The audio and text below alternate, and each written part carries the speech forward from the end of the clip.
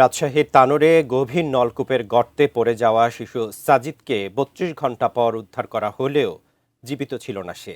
দ্রুত তাকে হাসপাতালে নেয়ার পর চিকিৎসকেরা তাকে মৃত ঘোষণা করেন।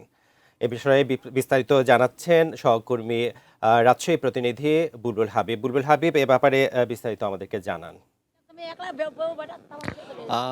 মেহেদী, আসলে রাত ৯টা ৪০ মিনিটে রাজশাহীর যে তানোর উপজেলা স্বাস্থ্য কমপ্লেক্সের স্বাস্থ্য কর্মকর্তা তিনি এই যে শিশুটি সাজিদ তাকে আসলে মৃত ঘোষণা করেন তার পরীক্ষা নিরীক্ষা করে।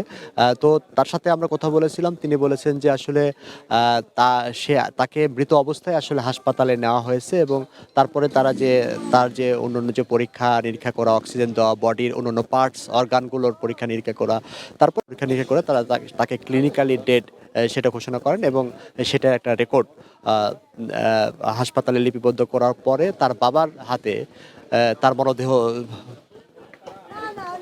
তার মরদেহ সেখানে প্রদান করা হয়। যেহেতু এই যে একটা মর্মান্তিক মৃত্যুর ঘটনা ঘটেছে, জানেন যে ৯টা ৫ মিনিটে এই শিশু সাজিদের মৃতদেহ এই যে গভীর নলকূপের যে গর্ত ছিল সেই গর্তের ৪৫ ফিট নিচ থেকে আসলে উদ্ধার করে ফায়ার সার্ভিসের কর্মীরা।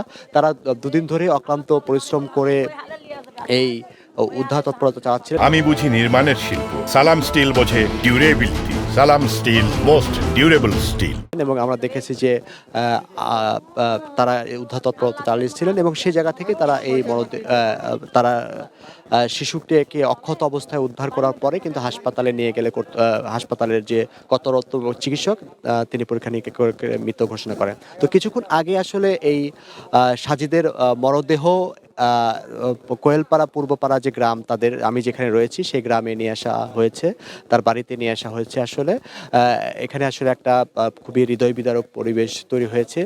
যদিও এখানে আইন শৃঙ্খলা বাহিনীর সদস্যরা রয়েছেন, তারা এখানে এখন পর্যন্ত রয়েছেন, কিন্তু বাড়ির ভেতরে, আমার পেছনেই বাড়ি, সেই বাড়ির ভেতরেই কিন্তু একটা হৃদয় বিদারক যে পরিস্থিতি সেটা তৈরি হয়েছে। তো এই ছিল আসলে বান্না যে শিশুটি সাজিদকে আসলে রক্ষা করা যে সম্ভব হলো না তার খবর।